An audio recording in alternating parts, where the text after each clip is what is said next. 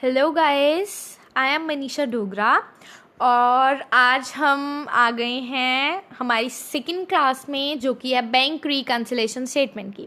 देखिए, कल हमने फर्स्ट क्लास में क्या पढ़ा था, इंट्रोडक्शन पढ़ी थी, the meaning as well as like why the difference arises. याद है ना, कैश बुक और पासबुक का डिफरेंस अराइज हुआ था, क्यों अराइज हुआ था, वो चीज़ें हमने पढ़ी थी। ठीक है, तो आज हम पढ़ेंगे इसका कि मतलब हम जो बैंक रिकन्सिलेशन स्टेटमेंट है ना, वो हम प्रिपेयर कैसे करते हैं। बैंक रिकन्सिलेशन स्टेटमेंट प्लस में लेते हैं, माइनस में लेते हैं, कौन सा बैलेंस कैश बुक का होता है, कौन सा बैलेंस पासबुक का होता है, वो हम सब पढ़ेंगे। ठीक है, और एक बात और, कुछ स्टूडेंट्स मुझे बोल रहे थे कि लाइक कि आपने पहले लेजर क्यों नहीं करवाया या आपने वाउचर्स नहीं करवाए, आप बैंक रिकन्सिलेशन स्टेटमेंट पे आ गए हैं। तो देखिए, ये जो बैंक रिकन्सिलेशन स्टेटमेंट है इस चैप्टर का आपके किसी और चैप्टर से कोई भी वास्ता नहीं है, कोई भी लेन देन नहीं है, इसलिए मैंने बैंक रिकन्सिलेशन स्टेटमेंट करवाया। ठीक है, और इसका कोई वो रिलेशन नहीं है कि पहले आपको लेजर आना चाहिए बनाना तो आप बैंक रिकन्सिलेशन स्टेटमेंट बना सकते हैं। एक छोटा सा टॉपिक था तो दैट इज़ वाई मैंने ये चूज़ कर लिया, तो कंफ्यूज मत होइए। ठीक है, सब करवाऊंगी, सीरियल वाइज सब करवाऊंगी, डोंट वरी। ओके, चलिए स्टार्ट करते हैं बैंक रिकन्सिलेशन स्टेटमेंट। सबसे पहले डेबिट बैलेंसेस। देखिए, ये है आपके सामने बैलेंसेस। पहला बैलेंस कौन सा है, डेबिट बैलेंस है, जो कि क्या लिखा है, कैश बुक के एज पर देखो, सबसे पहले तो समझो फेवरेबल और अनफेवरेबल बैलेंस होते क्या हैं। फेवरेबल बैलेंस की जब हमने इन दोनों का रिलेशनशिप देखा ना, तो जो कैश बुक है उसका बैलेंस ज़्यादा आया एज कम्पेयर टू पासबुक। ठीक है, जब कैश बुक का बैलेंस ज़्यादा आएगा वो होगा कैश बुक का फेवरेबल बैलेंस, अगर पासबुक का बैलेंस ज़्यादा आएगा वो होगा पासबुक का फेवरेबल बैलेंस। ठीक है, तो अब हम पढ़ लेते हैं कैश बुक और पासबुक का फेवरेबल बैलेंस होता क्या है। कैश बुक का फेवरेबल बैलेंस जब ज़्यादा आए कैश बुक, वो होगा डेबिट बैलेंस। क्लियर है, और ऑब्वियस सी बात है, अगर ये डेबिट बैलेंस फेवरेबल है तो क्रेडिट क्या हो जाएगा, उसका अनफेवरेबल हो जाएगा, मीन्स पासबुक का बैलेंस ज़्यादा है। वैसे ही अगर पासबुक का बैलेंस फेवरेबल है, वो क्रेडिट है, तो वही डेबिट हो जाएगा उसका अनफेवरेबल बैलेंस। देखो क्लियरली इतना समझो, अगर कैश बुक जो है उसका फेवरेबल बैलेंस मीन्स अगर उसका ज़्यादा बैलेंस डेबिट दिखा रहा है, तो ऑब्वियस सी बात है पासबुक के लिए वही डेबिट बैलेंस उसका क्या हो जाएगा, अनफेवरेबल हो जाएगा। और अगर ये जो पासबुक है वो अपना फेवरेबल बैलेंस क्रेडिट दिखा रही है, तो सिंपल सी बात है, अगर पासबुक के लिए क्रेडिट बैलेंस फेवरेबल है तो वही क्रेडिट बैलेंस कैश बुक के लिए क्या हो जाएगा, अनफेवरेबल। ठीक है, कोई बात नहीं है, अभी क्वेश्चंस करेंगे उससे थोड़ा सा और क्लियर हो जाएगा। ठीक है, बस सीधा सीधा समझो, जब बैलेंस कैश बुक का, तुम ये दो कर लो बस, बैलेंसेस ये करने की ज़रूरत ही नहीं है, तुम्हें अपने आप ही याद आ जाएगा। देखो, अगर कैश बुक का बैलेंस पॉजिटिव में है वो कौन सा होगा, इसका डेबिट बैलेंस होगा। और अगर बात करेंगे पासबुक के पॉजिटिव बैलेंस की, वो कौन सा होगा, इसका क्रेडिट बैलेंस होगा। उल्टे हो जाएंगे, अब खुद कर लेना वो उल्टे। ठीक है, बार बार बोल के कंफ्यूज नहीं करूँगी। क्लियर, चलिए आगे बढ़ते हैं। देखो, ये करने से पहले ना, एग्जाम्पल करने से पहले हम थोड़ा सा बैंक रिकन्सिलेशन स्टेटमेंट देख लेते हैं। ये एक बार रिकॉल करवा देती हूँ मैं आप लोगों को। वैसे मैंने आप लोगों को बताया था ना कि चेक अगर पे हुआ है बैंक में लेकिन कलेक्ट नहीं किया है तो उसकी एंट्री हमारे कैश बुक में तो नहीं हुई है, कैश बुक में तो हमने कर दिया लेकिन बैंक में हमने नहीं किया है, जो भी हमने करी थी। ठीक है ना, ये सारी चीज़ें, तो ये एक बार रिकॉल कर लेते हैं कि इनका ना बैलेंस प्लस और माइनस में कैसे आएगा। देखो, सबसे पहले तो क्लियर ऊपर लिखा हुआ है कि जो डेबिट बैलेंस है, ये हमने क्या किया है, डेबिट बैलेंस किसका है, फेवरेबल बैलेंस कैश बुक का है। चलो नेक्स्ट पढ़ते हैं। अब इसके अंडर प्लस में कौन कौन सी एंट्रीज आएंगी। पहली एंट्री तो अगर चेक इशू कर दिया है लेकिन बट वो पेमेंट के लिए प्रेजेंट नहीं हुआ है। दूसरी एंट्री है अगर इंटरेस्ट चलाओ कर दिया है बैंक ने लेकिन बट वो रिकॉर्ड नहीं किया है किसमें, कैश बुक में, तो उसका क्या आएगा, कैश बुक में पॉजिटिव आएगा। अमाउंट अगर डायरेक्टली डिपॉजिट कर दी है कस्टमर ने बैंक में, उसकी एंट्री किस में आएगी, पॉजिटिव में आएगी। ठीक है, इंटरेस्ट और डिविडेंड कलेक्ट करे हैं किसने, बैंक ने करे हैं, उसकी भी प्लस में आएगी। और उसके बाद चेक पे किया है बैंक ने लेकिन वो भूल गया एंटर करना उसको कैश बुक में, उसकी भी एंट्री किस में आएगी, प्लस में आएगी। कोई रॉन्ग क्रेडिट गिवन है बैंक का पासबुक में, वो किस में आएगी, प्लस में आएगी। अब देखो, लेस मीन्स माइनस वाली कौन सी थी, क्रेडिट बैलेंसेस थे। ठीक है, तो क्रेडिट बैलेंस किसका है, फेवरेबल, वो है पासबुक का भी। ये कौन से आ गए, पासबुक के आ गए। Cheque paid into the bank for collection but not credited by the bank. Cheque pay कर दिया है कलेक्शन के लिए, लेकिन बट बैंक ने क्या नहीं किया, क्रेडिट। देखो ये जो बैंक है समटाइम्स ऐसे होता है ना, 2 से 3 दिन लगते हैं बैंक को चेक इशू करने के लिए, पैसे उसके हमारे इसमें आने के लिए, अकाउंट में आने के लिए, ठीक है। तो वही है, चेक तो पे कर दिया कलेक्शन के लिए, लेकिन बट अभी तक वो क्रेडिट नहीं हुआ, तो उसकी एंट्री किस में आएगी, माइनस में आएगी। नेक्स्ट है चेक पे कर दिया बैंक में कलेक्शन के लिए, लेकिन चेक बैंक ने क्या कर दिया, उसको डिसऑनर कर दिया, उसकी एंट्री भी किस में आएगी, डिसऑनर की, माइनस में। ये चीज़ें लर्न करनी है आप लोगों ने, ठीक है, इसको दिमाग में बिठा लेना फिट करके, क्योंकि वैसे तो मैं सीरियसली बताऊँ तो ये क्वेश्चन नहीं आएगा, देखो, ठीक है। जो तुम्हें क्वेश्चन आएगा ना वो सिर्फ डेबिट और क्रेडिट बैलेंस के ऊपर ही आएगा, कि इसका फेवरेबल बैलेंस डेबिट होता है और उसका क्या होता है, यही आएगा। ये नहीं पूछेंगे आपको, इतना डीपली नहीं पूछते हैं, ठीक है। लेकिन फिर भी चलो आप लोगों को आना चाहिए सब कुछ, हम टू द पॉइंट करके जाएंगे, हमें ऐसा ना हो कि एग्ज़ाम में कि चलो है ना नहीं आया, अगर आ गया तो हम बैठे रह जाएं। एक भी क्वेश्चन है, हमने एक भी क्वेश्चन नहीं छोड़ के जाना, सब कुछ कवर अप करना है, ठीक है। तो नेक्स्ट क्या कह रहा है, डिसऑनर की एंट्री होगी माइनस में। उसके बाद क्या है, direct payment made by the bank according to the standing instruction of the customers. देखो समटाइम्स ना कस्टमर क्या करते हैं, कस्टमर क्या, जैसे हम पता है क्या करते हैं, जैसे मेरी बड़ी बिजी लाइफ है, बड़ा बिजी स्केड्यूल है मेरे पास वक्त नहीं है कि मैं पेटीएम से या मैं फ़ोन के थ्रू भी पेमेंट करूँ अपने उसकी बिल की, इलेक्ट्रिसिटी बिल भरना है मैंने, पानी का बिल भरना है मैंने, बिजली कुछ भी भरना है, ठीक है ना। तो क्या करते हैं कस्टमर्स, बैंक को ना डायरेक्ट इंस्ट्रक्शन दे देते हैं, भाई मेरा बिल आएगा ना जब बैंक से अपने आप ही पेमेंट कर देना, ठीक है। उसी तरीके से वो क्या कर देता है, बैंक तो कर देता है उसकी पेमेंट, लेकिन बट कैश बुक में वो क्या रह जाती है, कैश बुक में तो वो नहीं, वो ओमिट हो जाती है ना, भूल जाते हैं करने, क्योंकि बैंक डायरेक्टली पेमेंट कर रहा है वहाँ से, तो उसकी एंट्री किस में आएगी, जब क्रेडिट बैलेंस गिवन होगा किस में आएगी, नेगेटिव में। चलो नेक्स्ट बढ़ते हैं। नेक्स्ट है जो बैंक जो चार्ज करेगा पैसे, कुछ भी कमीशन चार्ज करेगा, वो किस में आएगा, नेगेटिव में आएगा वो भी। उसके बाद चेक इशू कर रहा है लेकिन बट भूल गए हैं रिकॉर्ड करना उसको कैश बुक में, ये भी माइनस में आएगा।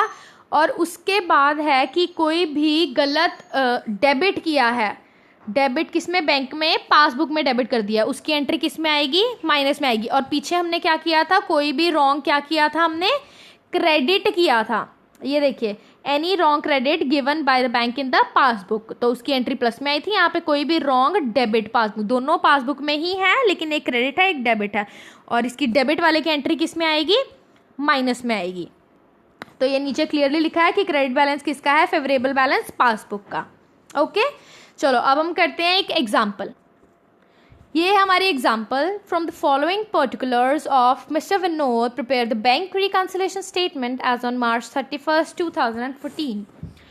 सबसे पहले है बैंक बैलेंस हमें दे रखा है as per the cash book, cash book के अकॉर्डिंग हमें बैंक बैलेंस गिवन है, मीन्स ये कौन सा बैलेंस है, कैश बुक का कौन सा फेवरेबल होता है, डेबिट, ठीक है, ये हमारा हो गया डेबिट बैलेंस। उसके बाद क्या है, चेक इशू करा है लेकिन प्रेजेंट नहीं हुआ पेमेंट के लिए, ये हमने क्या किया था, चेक इशू हो जाए लेकिन प्रेजेंट ना हो पेमेंट के लिए हम क्या करते हैं, प्लस में लेते हैं।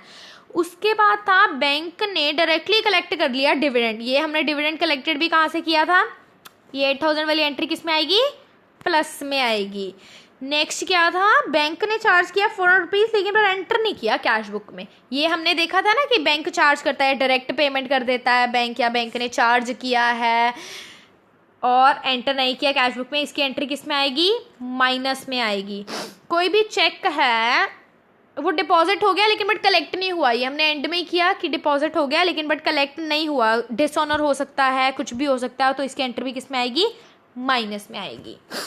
चलो देख लेते हैं एक बार किस तरीके से हम परफॉर्मा तैयार करते हैं बैंक रिकंसिलिएशन स्टेटमेंट का। देखिए ये है हमारा परफॉर्मा, आपको एग्जाम में ऐसा कुछ नहीं करना है, बट स्टिल आप लोगों को थोड़ी नॉलेज होनी चाहिए इन सब चीज़ों की। देखो बैंक बैलेंस मैंने बता दिया, प्लस में आएगा 50,000 रुपीज़। उसके बाद चेक इशू हुआ लेकिन प्रेजेंट नहीं हुआ, उसका भी 6,000 आएगा।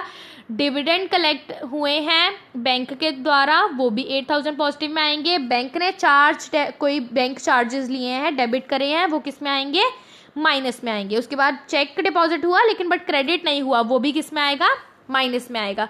उसके बाद हमारा बैलेंस कौन सा ज़्यादा आया है, किसका ज़्यादा आया है बैलेंस, कैश बुक का तो ऑलरेडी हमारे पास ज़्यादा था ना, लेकिन हमने क्या करना है, उसको हमने बैलेंस करना है। तो किसका आया हमारा last balance, balance as per passbook, कितना बैलेंस होना चाहिए था? 57,600, जो कि टोटल कितना बता रहा है? 64,000।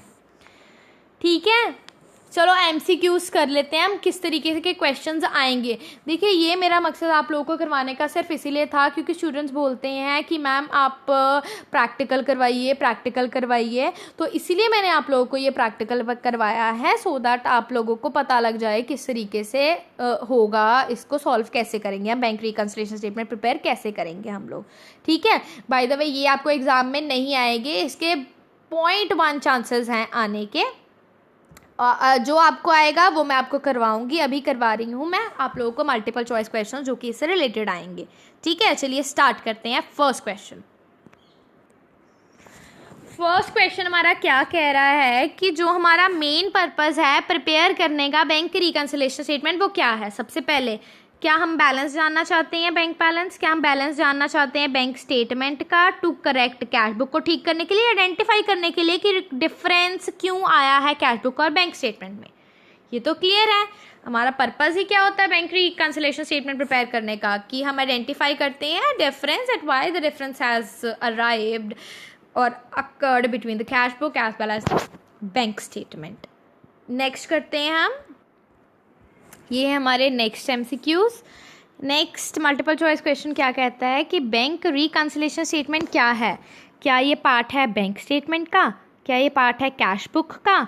क्या ये सेपरेट स्टेटमेंट है या फिर ये पार्ट है कोई सब डिविजन ऑफ जर्नल? देखिए, मैंने क्या बताया था कि ये किसी का कोई पार्ट नहीं है, इसको किसी से कोई, नो डाउट इसको बैंक स्टेटमेंट और कैश बुक से लेना देना है, लेकिन बट ये क्या है? टोटली सेपरेट स्टेटमेंट है ये, तो इसका क्या है?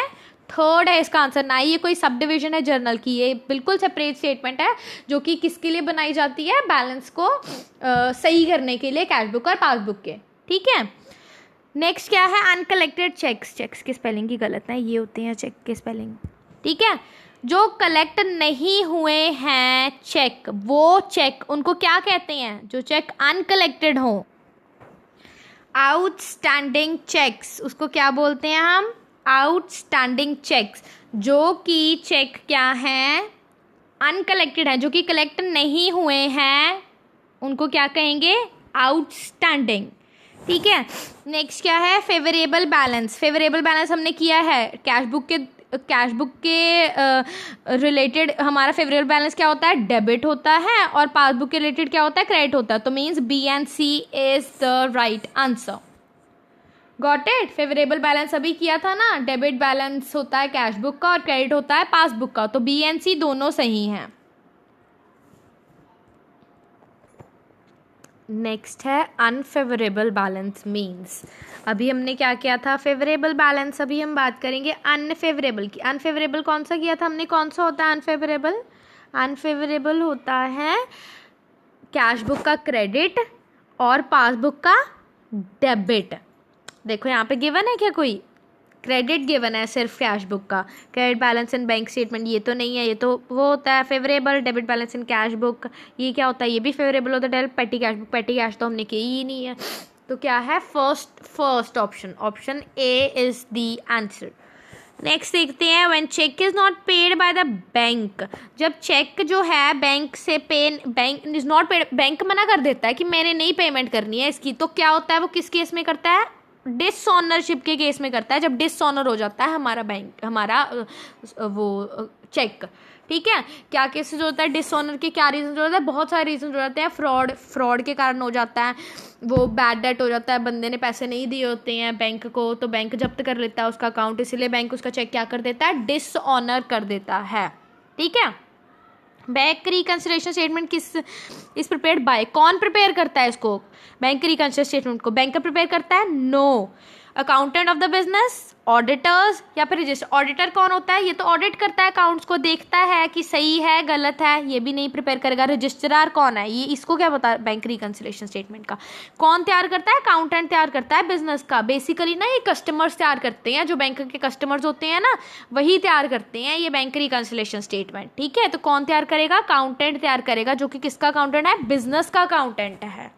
ओके, चलो नेक्स्ट देखो, बैंक रिकंसिलिएशन स्टेटमेंट क्या नहीं है। इसी तरीके के क्वेश्चंस आएंगे, 110% श्योर हूँ मैं, ये बहुत इंपॉर्टेंट क्वेश्चंस हैं, इनको ध्यान से पढ़िएगा। बैंक रिकंसिलिएशन स्टेटमेंट क्या है, क्या नहीं है, ये देखो ये भी इंपॉर्टेंट आ गया कि क्या नहीं है। ये नहीं पूछा कि क्या है। रिकंसाइल रिकॉर्ड्स ये तो है, पता है हमें। मेमोरेंडम स्टेटमेंट भी है, एक साइन करी होती है एक स्टेटमेंट। लेजर अकाउंट है। चलो मेरी बात सुनो, मेमोरेंडम का नहीं पता ना तुम्हें क्या होता है, memorandum of association, article of association नहीं पता ना, छोड़ दो।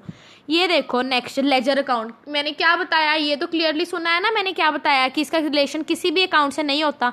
तो ये क्या है, क्या नहीं है, लेजर अकाउंट नहीं है ये। बाकी प्रोसीजर तो है ही एडजस्टमेंट का, कंफ्यूज मत हुआ करो, सिर्फ ये देख लिया करो। चलो memorandum of association, memorandum statements का नहीं पता तुम्हें, तो नेक्स्ट लेजर तो पता है ना कि लेजर नहीं हो सकता, तो that's it, it's not a ledger account. Okay, चलिए नेक्स्ट है which of the following would not affect bank reconciliation. इनमें से कौन सी चीज़ें बैंक रिकंसिलिएशन स्टेटमेंट को अफेक्ट नहीं करेंगी। पहले डिसऑनर चेक, इसकी तो हम क्लिक करते हैं एंट्री, ठीक है ना, ये तो करेगी इफेक्ट भाई। नेक्स्ट है डिस्काउंट रिसीव्ड, ये हमने पढ़ा तो है अभी तक, चलो इसको छोड़ देते हैं, नेक्स्ट देख लेते हैं। बैंक इंटरेस्ट, ये भी इफेक्ट करेगी। चेक जो कि प्रेजेंट नहीं हुआ है वो भी इफेक्ट करेगी। तो कौन सी चीज़ें जो इफेक्ट नहीं करेगी, सेकेंड डिस्काउंट रिसीव्ड। क्लियर है। बाकी के ऑप्शंस देख लिया करो, समटाइम्स दूसरे ऑप्शंस में आंसर पता लग जाता है, ऐसे कंफ्यूज मत हुआ करो, ठीक है। चलो नेक्स्ट देखते हैं। अमाउंट 1000 रुपये की अमाउंट है जो कि डेबिट कर दी 2 बार हमने बैंक स्टेटमेंट में, ठीक है। क्या है, कोई स्टेटमेंट, कोई अमाउंट है 1000 रुपये की जो कि क्या करी है, debit twice in the bank statement.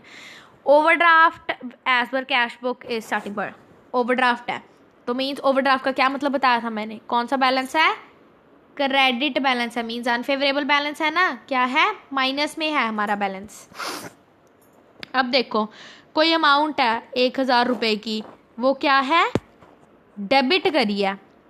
Debit means उसमें तुम लोग को याद है अभी हमने क्या किया था कि अगर बैंक स्टेटमेंट में क्रेडिट है कोई भी अमाउंट तो कौन सी एंट्री पड़ेगी, पॉजिटिव की, प्लस की एंट्री पड़ेगी। अगर माइनस है तो किसकी एंट्री पड़ेगी, माइनस की एंट्री पड़ेगी, ठीक है ना। लेकिन ये बैलेंस कौन सा है हमारा, अनफेवरेबल। देखो वैसे ना इसको मैं तुम्हें बता दूं, इसको तुम्हें समझने में ऐसे थोड़ी सी दिक्कत आएगी बिना जर्नल के, लेकिन फिर भी मैं तुम्हें क्लियर कर देती हूँ। देखो सबसे पहले मैंने क्या बताया कि जो हमारा ये जो बैलेंस है हमारा डेबिट बैलेंस है, ठीक है, सॉरी ये ओवरड्राफ्ट है हमारा कैश बुक का, इसको डेबिट वाले को छोड़ दो अभी, ठीक है ना। ये ओवरड्राफ्ट है, ओवरड्राफ्ट है हमारा, कौन सा बैलेंस होता है, ये क्रेडिट बैलेंस होता है जो कि किस में आएगा, माइनस में, ठीक है ना। ये तो क्लियर है ना तुम्हें। ओवरड्राफ्ट, ये मैंने क्या बताया था, अनफेवरेबल होता है ओवरड्राफ्ट जो कि किस में है तुम्हारा, माइनस में। अब वो कह रहा है डेबिट कर, डेबिट करना मतलब चार्ज करना। हमने क्या पढ़ा था, जब इंटरेस्ट चार्ज करता है बैंक तो बैंक किस में लिखता है, माइनस में लिखता है उसको, ठीक है। तो इन्होंने क्या करना था, 1000 को एक बार माइनस में लिखना था, लेकिन इन्होंने क्या कर दिया, 2000 को माइनस में लिख दिया, मतलब 2 बार कर दिया। अब इसको 1000 करने के लिए, ये माइनस में है 2000, अब इसको 1000 माइनस में करने के लिए क्या करोगे, 1000 प्लस करोगे ना, तभी तुम्हारा आएगा 1000 माइनस में, क्योंकि हमने तो सिर्फ 1000 डेबिट करना था, लेकिन बैंक ने क्या कर दिया, 2 बार कर दिया गलती से। तो क्या करेंगे हम, एक बार क्या कर देंगे, 1000 को ऐड कर देंगे ताकि जो हमारा बैलेंस है वो 1000 माइनस में रहे। समझ में आया। देखो दोबारा समझा रही हूँ, क्लियरली समझो। सबसे पहले तो तुम बैलेंस लिख लो, ओवरड्राफ्ट का कौन सा बैलेंस होता है, क्रेडिट कैश बुक के उस पे रिलेशन में कौन सा होता है, क्रेडिट बैलेंस होता है जो कि किस में होता है, माइनस में, नेगेटिव बैलेंस है ये तुम्हारा। अब वो कह रहा है कि बैंक डेबिट करे हैं, बैंक ने कितने, 1000 रुपये उसने डेबिट करने थे बैंक ने, ठीक है। देखो 1000 डेबिट करने थे, डेबिट मतलब चार्ज करे हैं उसने, तो 1000 किस में आना था, माइनस में आना था, लेकिन उसने क्या कर दिया, 2 बार डेबिट कर दिया, मीन्स 2000 माइनस में ले लिया, लेकिन उसने 1000 माइनस में लेना है। तो 2000 में 1000 जब हम प्लस करेंगे तो तभी 1000 माइनस में आएगा ना, तो क्या आएगा, 1000 विल बी एडेड, ठीक है। इसको ध्यान से दोबारा समझने की कोशिश करना, फिर समझ में आएगा। चलिए नेक्स्ट, चलो अब ये नेक्स्ट तुम्हारा होमवर्क है, तुम लोगों ने मुझे बताना है क्या है इसका answer. Which one of the following is not missing of cash book, जो कि कैश बुक का मिसिंग नहीं है, mistake in cash book, outstation cheque, bank charge debited in the bank statement और interest credited in the bank statement. इसका answer आप लोगों ने बताना, मुझे पता है ये टिपिकल है, तुम लोगों को समझ में नहीं आएगा, बट चलो कोई नहीं, तुक्के ही लगा लेना, नेक्स्ट क्लास में बताऊंगी इसका आंसर क्या है, ठीक है। चलिए तब तक के लिए टेक केयर, बाय बाय।